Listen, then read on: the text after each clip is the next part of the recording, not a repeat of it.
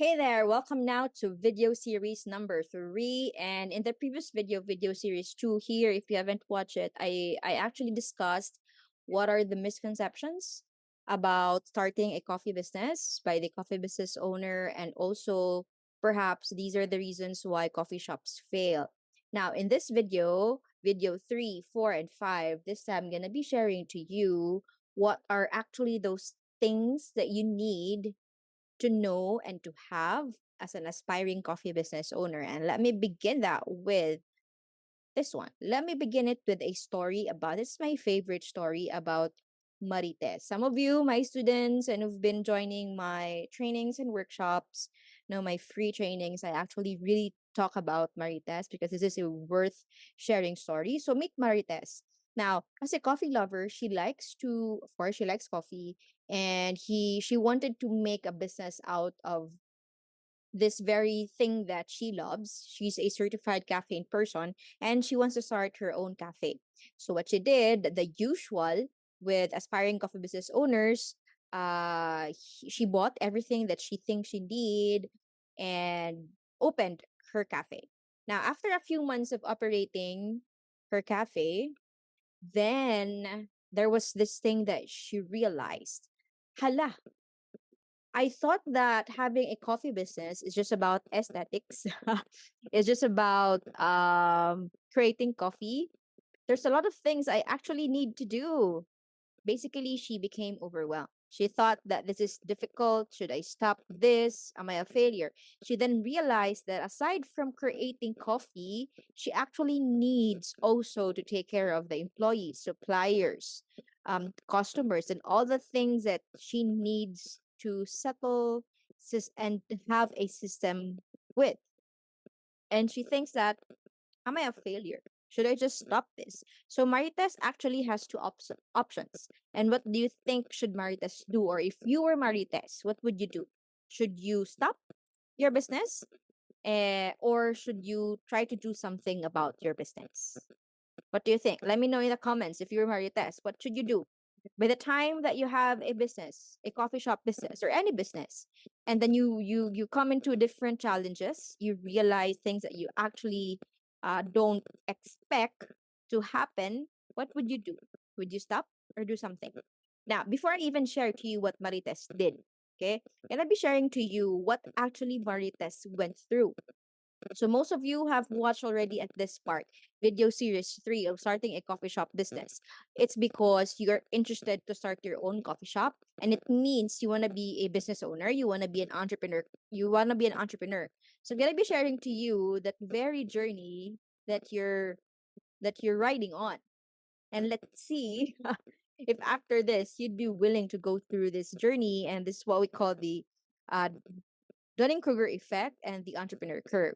So, by the time that Marites wanted to start a business, no, and was really excited about opening her cafe and doing everything that she could to just open, she was actually at the point of uninformed optimism, right? And that actually happens in almost all business owners. That happened to me.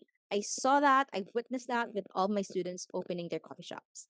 Then that stage wherein Marites realized all the things that she actually needs to do in the business. That's what we call informed pessimism. There comes the reality. Reality slaps.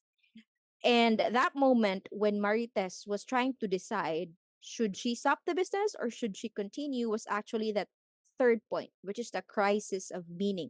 Now, at number 3, Marites has two options, either go to 4 or 5.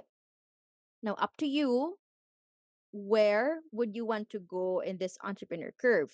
But here's the thing. Numbers 1, 2, and 3 of the entrepreneur curve, or the coffee or the journey of a business owner, 1, 2, and 3, you cannot skip it.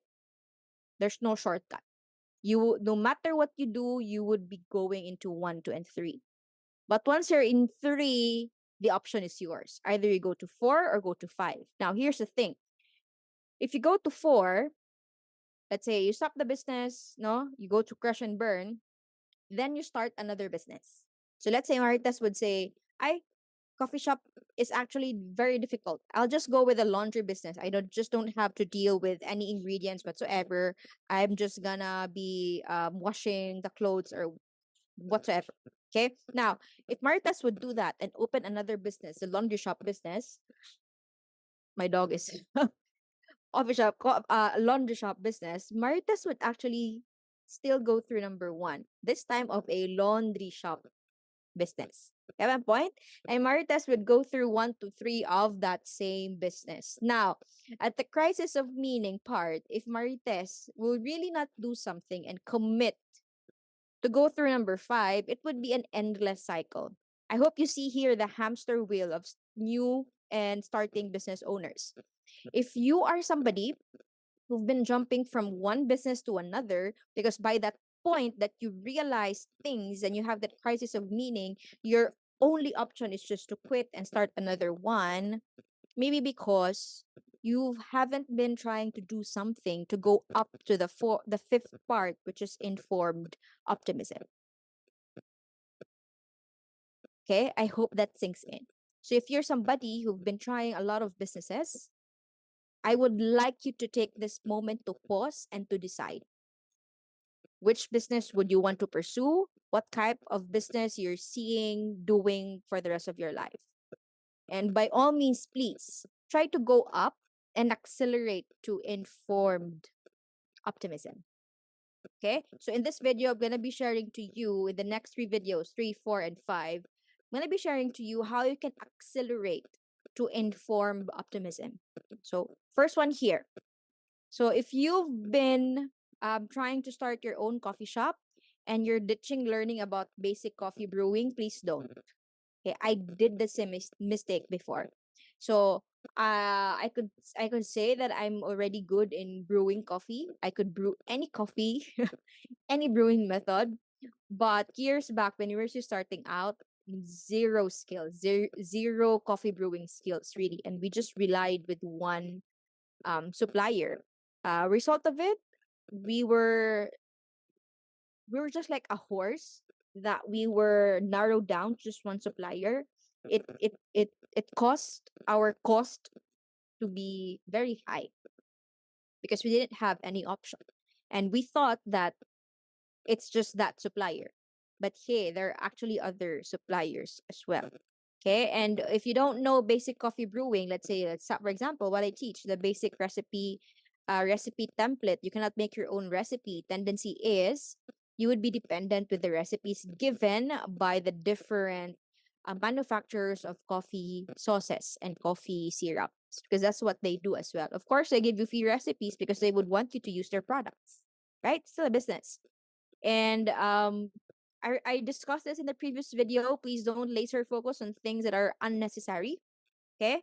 And also, some might be impatient and there would be no necessary groundwork in starting a business. I would like to go back to this one, the Dunning-Kruger effect.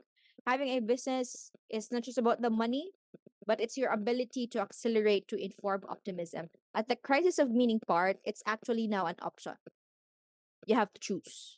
You have to make a choice. Right? So what should you do? Okay, one really big thing that you need when you start the business is you shape yourself as the entrepreneur. So for the coffee business specifically, one, equip yourself with coffee making skills. At least be able to know how to brew coffee, bean to cup process. Again, bean to cup process, meaning you know how to choose a bean, you know how to grind the bean, you know how to brew whatever brewing method you have chosen for your coffee business. Bean to cup process. Equip yourself with that one. And also the recipe template. So you could create your own recipe specific for your cafe. You could tweak any recipe there is for you to be able to get your target cost, for you to be able to achieve your target profit. That is also what I teach in my coffee courses. Another thing, make yourself knowledgeable with business skills. I always say this to my students that perhaps what sets me apart with everybody teaching about coffee, I just don't teach you about the recipes. I just don't teach you about coffee and the brewing itself, but I show to you and I teach you about the business side of things. Because at the end of the day, It's not just about creating coffee, but it's actually a business. And our aim here, of course, no, that you when you start the business, of course, you wanted to make it sustainable and profitable as well. And of course, when you shape yourself as an entrepreneur, you should embody grit. So I have this book that I really, really love. Uh yeah, I think it's there. Grit by Angela Duckworth. So what is grit? As defined in the book. So it's actually that intersection of persevering on things you're passionate about. And if we look at the entrepreneur curve, the moment you decide to become an entrepreneur, you have to take that leap on which crisis of meaning, on which type of business would you be willing to accelerate to inform optimism. And for you to be able to really embrace every problem that goes through informed pessimism, when things go crazy, grit, having that grit to be able to persevere on things that you're passionate about.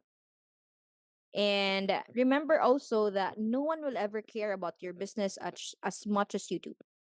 Again, no one will ever care about your business as much as you do.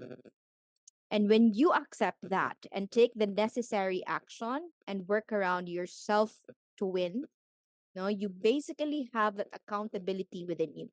Tendency is with business owners, if there's some mistakes happening or there's some problems, it's a lot easier to blame other people. Blame your employees, blame your supplier, blame the government, blame the economy, whatsoever. But remember that it's your business and no one will care about that except you. And once you accept that and take the necessary action and be accountable, every failure that you have and every lesson in your business, you can turn that into something really great and something that would make a difference in your business. Not only in your business, but in you as a person as well. That's why I always say having a business is not just about the money, money, money. Yes, money, but you cannot have the money if you don't also shape yourself as the right entrepreneur. Okay. So shaping yourself as the right entrepreneur, the necessary skills. If it's coffee, coffee brewing skills. And you're going to business, you should be knowledgeable with business skills. And lastly, embodying grit. So let's say it's a laundry shop business, having yourself equipped with doing laundry. Okay. The business skills. And lastly, embodying grit as well for that business. No matter what type of business of that, big or small, you should have grit for you to be able to shape yourself as a great entrepreneur. Okay. And if you want me to be your mentor to help you accelerate to informed pessimism, that's only one. I have more in videos 4 and 5. These are my business courses. I basically cover the 6 major things: business planning, brewing techniques, production, operations, financials, and marketing in your coffee business specifically. So I teach you about the brewing skills, the skills necessary for a coffee business. I teach you the business side. And of course, as your mentor, I also become as your um, coach and perhaps that person who would call you out when needed, right? And of course, when you're in my network and when you're in my students, I will just only develop your business skills, but I would also really, really, really pursue that you would be developed as a person as a whole. So I hope to see you in my business courses, been to business courses. I have face to face. If you're in the Philippines, please check the link here. Hopefully, the dates are not yet done. And hopefully, you're available on those dates nearest you for 2024. I have 8 dates and 8 venues. If you're watching this on a 2025, please still check the links. And I might have already released schedules for 2025. But if you're not in the Philippines, I also have a pure English coffee business course online that you could join here. I actually have there inside consultation forms, and you could also tap me there for consultation calls that we also do every month. Right. So that's first that you need to have as an aspiring coffee business owner. I'll see you in videos 4 and 5 for the other things that you need to have for you to have a successful coffee business. And I'll see you there.